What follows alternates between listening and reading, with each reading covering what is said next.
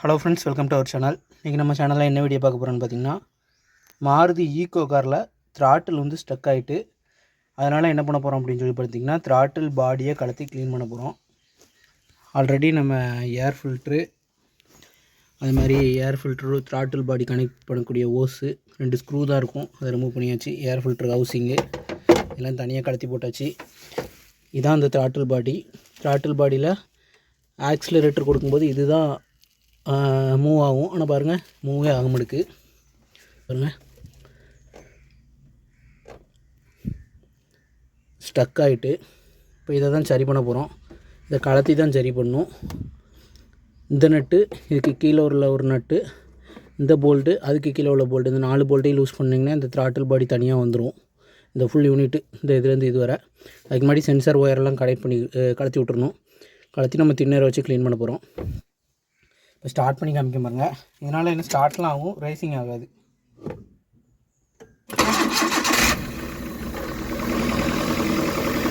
Starting ஆகிட்டு race ஆக மாட்டேங்குது பாருங்கள்.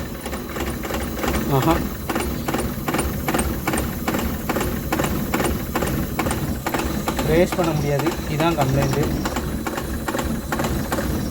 வைப்ரேஷனையும் பாருங்கள். இதை கலத்தி க்ளீன் பண்ணிவிட்டு எப்படி ரிசால்வ் ஆகுதுன்னு பாருங்கள்.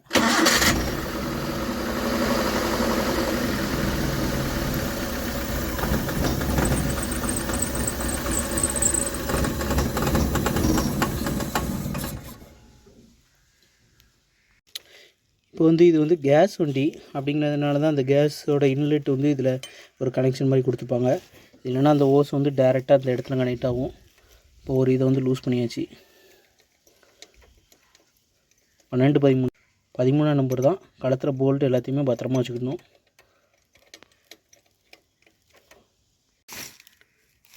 பொதுவாக அந்த த்ராட்டில் பாடி வந்து க்ளீன் பண்ணுறதுனால நம்மளுக்கு வந்து மைலேஜும் இன்க்ரீஸ் ஆகும்.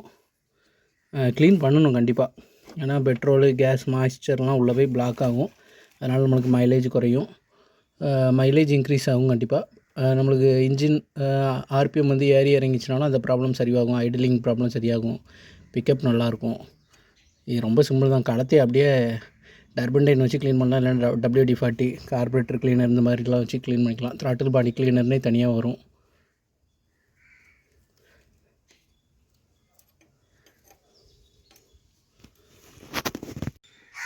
இப்போ உள்ள த்ராட்டில் பாடி கலத்துறதுக்கு ரொம்ப இடைஞ்சலாக இருந்துச்சுன்னு சொல்லி ஃப்ரெண்டு சீட்டு 14mm நட்டு போட்டிருப்பாங்க. 2 பக்கமும் ரிமூவ் பண்ணிட்டீங்க அப்படின்னா சீட்டை தனியாக எடுத்துடலாம். இப்போ நம்மளுக்கு வேலை பார்க்கறதுக்கு முதையோட கொஞ்சம் ஈஸியாக இருக்கும். நம்ம கேஸ் கனெக்ட் பண்ணக்கூடிய இந்த இதில் அடங்கி செட்டு வரும். இந்த மாதிரி போல்டு,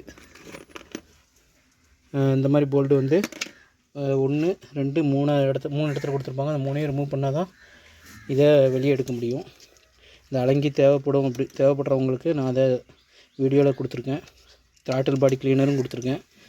பிட்டு டம்மி இந்த மாதிரி இருந்துச்சுன்னா ஈஸியாக கலத்தி யூஸ் பண்ணுறதுக்கு யூஸாக இருக்கும். அதையும் நான் உங்களுக்கு கொடுத்துருக்கேன். தேவைப்படுறவங்க வாங்கிக்கோங்க. வந்து இதை தனியாக எடுத்தாச்சு.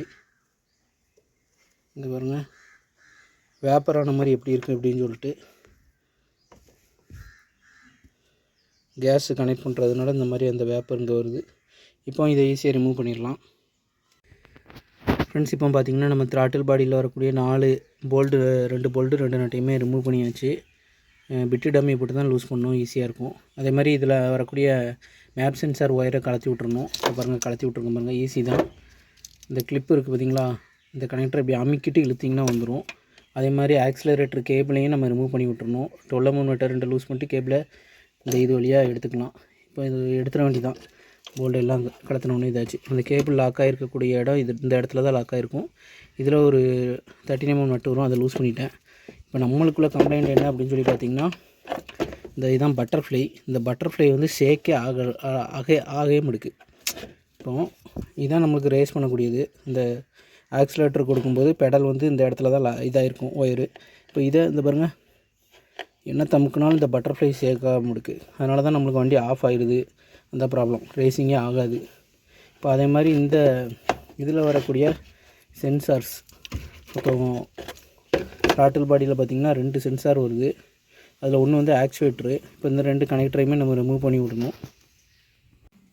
அதே மாதிரி பார்த்திங்கன்னா அந்த த்ராட்டில் பாடியில் வரக்கூடிய சென்சார்ஸ் என்னென்ன அப்படின்னு சொல்லி பார்த்திங்கன்னா, இது பார்த்திங்கன்னா throttle ideal valve control sensor அப்படிம்பாங்க. அதாவது இந்த த்ராட்டில் வந்து ஓப்பன் பொசிஷனில் இல்லாதப்போ ஐடியல்னால் நம்மளுக்கு தெரியும், வண்டி ரேஸ் பண்ணாதப்போ இன்ஜின் ஆர்பிஎம்க்கு வந்து இன்ஜினுக்குள்ளே எவ்வளோ ஏர் போகுது, எவ்வளோ ஃபியூல் போகணும் அப்படின்னு சொல்லி கண்ட்ரோல் பண்ணக்கூடியது தான் இந்த சென்சாரு. இதை வந்து சிக்னலை வந்து ECUக்கு அனுப்பும். இது வந்து throttle position sensor, TPS sensor அப்படிம்பாங்க. இந்த சென்சார் வந்து ஒரு முக்கியமான ரோல் பண்ணுது. இந்த சென்சார் போயிட்டனாலும் மைலேஜ் கிடைக்காது. இது வந்து இந்த த்ராட்டில் உள்ள பட்டர்ஃப்ளையோட பொசிஷனை வந்து இது செக் பண்ணும். செக் பண்ணி எந்த பொசிஷனில் இருக்குது, எவ்வளோ ஏர் போகணும், எவ்வளோ ஃபியூல் போகணும், எவ்வளோ ஏர் போகணுங்கிறது இதில் கண்ட்ரோல் பண்ணும். அதேமாதிரி எவ்வளோ ஃபியூல் போகணும் அப்படின்னு சொல்லி இன்ஜெக்டருக்கு ECU மூலமாக சிக்னல் அனுப்புறதுக்கு இந்த சென்சார் முக்கியமாகுது. Throttle position sensor ideal control valve அப்படிம்பாங்க.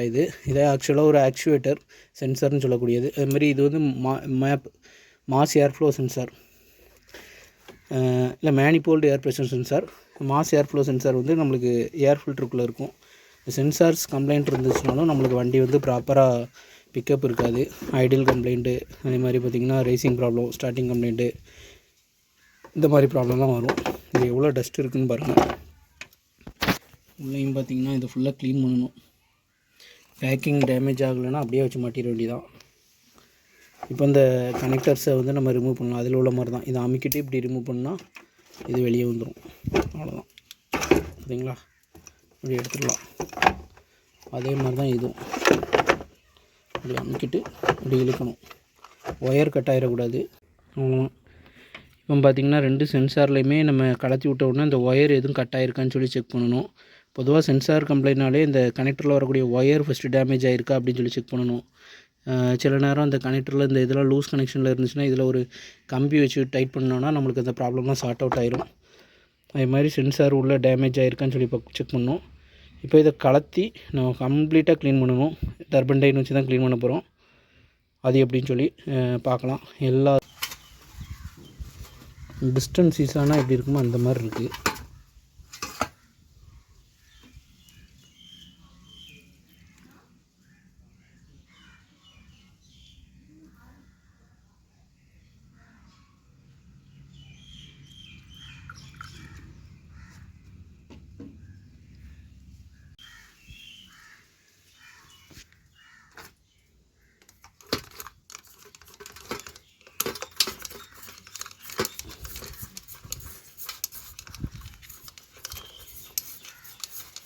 ஸ்வாப் ஆயிலுக்கும் இப்போ டர்மடைன் ஊற்றுனதுக்கும் டஸ்ட்டு எல்லாமே வந்துடும். இல்லை கார்பன் டெபாசிட் இருந்தாலும் வந்துடும். பார்த்திங்கன்னா தெரியும் இந்த கார்பன் டெபாசிட் எப்படி இருக்குன்னு. பார்த்தீங்களா? எல்லா டெபாசிட்டுமே அப்படி வந்துடும். அதுக்காண்டி தான் சோப் ஆயிலையும் டர்பன்டைனையும் நம்ம சேர்க்குறது. க்ளீன் ஆயிரும். எல்லாம் ரொம்ப எஃபோர்ட் போட்டுலாம் க்ளீன் பண்ணணும்னு அவசியமே கிடையாது. ஈஸியாக ப்ரஷ் வச்சே க்ளீன் பண்ணிக்கலாம்.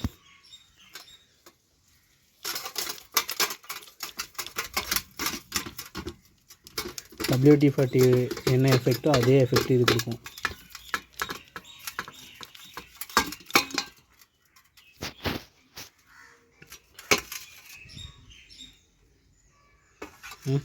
ஓரளவு இவ்வளோ க்ளீன் ஆகிருக்கு பாருங்கள்.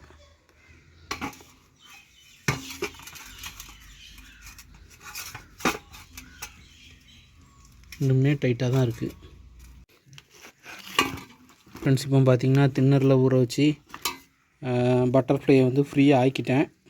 காமிக்க பாருங்கள் எவ்வளோ. இந்த ஒத்த விரலை வச்சு ஈஸியாக நம்ம இது பண்ணாலே இன்னுமே கொஞ்சம் டைட்டாக இருக்க தான் செய்யுது. சரிங்களா? நம்ம இன்னும் கொஞ்சம் இந்த 2 கார்னர்லேயும் சாண்ட் பேப்பர் வச்சு தேய்ச்சிட்டோம் அப்படின்னா நம்மளுக்கு ஃப்ரீ ஆயிரும். அதுமாதிரி ஐடியல் கண்ட்ரோல் வால்வில் உங்களுக்கு சரி ஒரு டவுட் வரும். இந்த பட்டர்ஃப்ளை வந்து ஃபுல் ஆக்கில் இருக்குது, அப்போ இன்ஜின் எப்படி ஐடியலில் ஓடும் அப்படின்னு சொல்லி ஒரு டவுட் இருக்கும். அதுக்கு தான் ஐடியல் கண்ட்ரோல் வால்வு ஒன்று கொடுத்துருக்காங்க அப்படின்னு சொல்லியிருந்தேன். அது எப்படி ஒர்க் ஆகுதுன்னு சொல்லி பாருங்கள். இதுதான் ஐடியல் கண்ட்ரோல் வால்வு. இதுக்கு ஏர் எப்படி வருதுன்னு பார்த்தீங்களா? இந்த 2 கேப் இருக்கும். இந்த 2 கேப் வழியாக உள்ள ஏர் வந்து எங்கே போகும் அப்படின்னு சொல்லி பார்த்திங்கன்னா அவுட் சைடுக்கு வந்துடும்.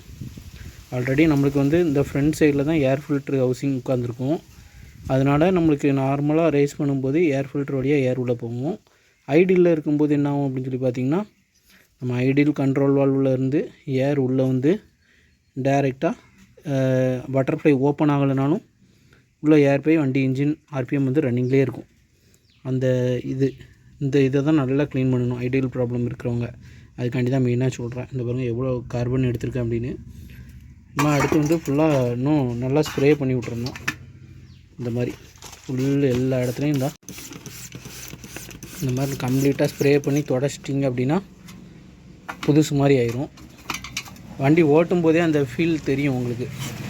இந்த கம்ப்ளீட்டாக அந்த கார்பன் எல்லாம் வெளியே போயிடும். இன்னுமே இந்த ஐடியல் கண்ட்ரோல் வால்வில் நம்ம ஸ்ப்ரே பண்ணும்போது எவ்வளோ கார்பன் கருப்பு கலரில் வருது பாருங்கள், பார்த்திங்கன்னா உங்களுக்கு தெரியும்.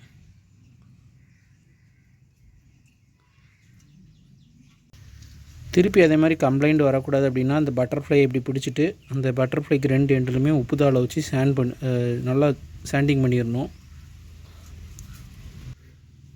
இந்த மாதிரி சாண்ட் பேப்பரை நல்லா ரோலாக மடிச்சுக்கிட்டு இந்த உள்ளே விட்டு 2 பக்கமும் தேய்ச்சிட்டிங்கன்னா அந்த கம்ப்ளைண்ட் திருப்பி வராது, சீஸ் ஆகிற மாதிரி ப்ராப்ளம் வராது. சொல்லிஞ்சு காமிக்க முடியல, ஸ்டெப் பை ஸ்டெப்பாக தான் உங்களுக்கு சொல்கிறேன், அண்டர்ஸ்டாண்ட் பண்ணி பண்ணிடுங்க. இந்த சாண்ட் பண்ணியிருக்கேன் பார்த்திங்களா, அந்த எட்ஜஸை இதே மாதிரி 4 பக்கமும் சென்ட் பண்ணணும்.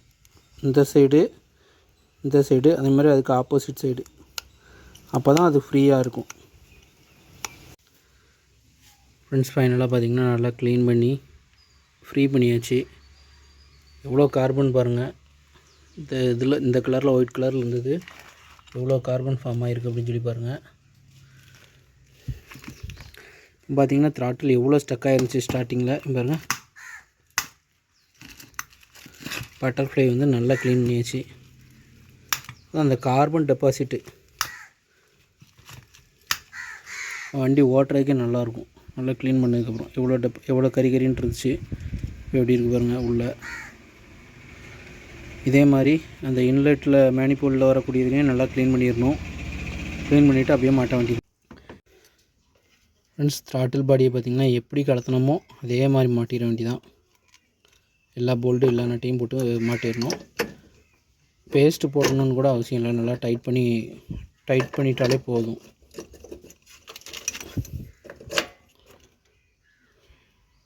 எல்லாம் டைட் பண்ணிவிட்டு ஸ்டார்ட் பண்ணி காமிக்கேன். ஃபஸ்ட்டு எப்படி இருந்துச்சு, இப்போ ஸ்டார்ட் பண்ணால் எப்படி வருது அப்படின்னு சொல்லி உங்களுக்கு ஐடியா கிடைக்கும். இப்போ த்ராட்டில் பாடி வந்து மாட்டியாச்சு. அதே மாதிரி கேஸு இன்லெட் ஆகக்கூடிய இடம் மாட்டியாச்சு. இப்போ கேபிள் வந்து எப்படி கலத்தணுமோ அப்படி தான் மாட்டணும். இருக்குங்களா, இப்படி பிடிச்சி வச்சுட்டு இது வந்து இந்த செட்டப்பில் வந்து இது வழியாக வரணும். நான் மாட்டிட்டு உங்களுக்கு காமிக்கேன். லாக் பண்ணி வச்சுருக்கேன் பார்த்திங்களா, அந்த மாதிரி தான் உள்ளே லாக் பண்ணிவிட்டு அவ்வளோதான். இப்போ இந்த 2 12 mm நட்டையும் டைட் பண்ணிட்டா, இப்போ 2 12 mm நட்டையும் நம்ம டைட் பண்ணிட்டா ஓகே, த்ராட்டில் கனெக்ஷன் கொடுத்தாச்சு. இப்போ எவ்வளோ ஃப்ரீயாக மூவ் ஆகுது பாருங்கள். பாருங்க,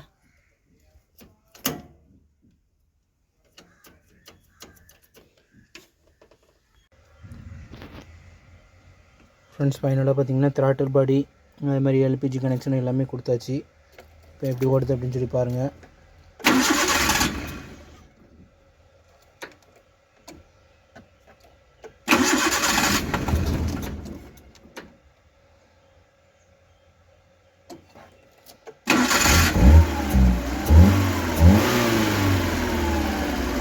ஃபஸ்ட்டு ஏன் இந்த மாதிரி வாப்ளிங் ஆச்சு அப்படின்னா, அந்த டர்பன்டைன் நம்ம க்ளீன் பண்ணது த்ராட்டில் பாடியில் இருக்கும், அது எல்லாம் உள்ளே போகிறதுனால சரியாக ஃபயரிங் நடக்காது. எவ்வளோ ஸ்மூத்தாக எவ்வளோ ரெஸ்பான்சிவாக இருக்குது பாருங்கள். இது கிட்ட வச்சு க்ளீன் பண்ணும்போது அப்படி சக்ஷன் பண்ணுறது உங்களுக்கு தெரியும்.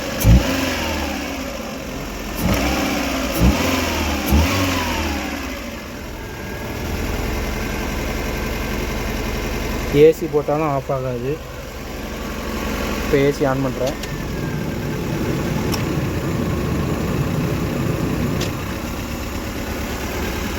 சிம்பிள் தான் ஃப்ரெண்ட்ஸ். இந்த மாதிரி த்ராட்டில் பாடி க்ளீன் பண்ணிட்டிங்கன்னா போதும், மைலேஜ் கிடைக்கும். ஸ்டார்டிங் கம்ப்ளைண்ட்டு ஐடியலிங் ப்ராப்ளம் எதுவுமே இருக்காது. தொடர்ந்து நம்ம சேனல் சப்ஸ்கிரைப் பண்ணிக்கோங்க. Thank you friends.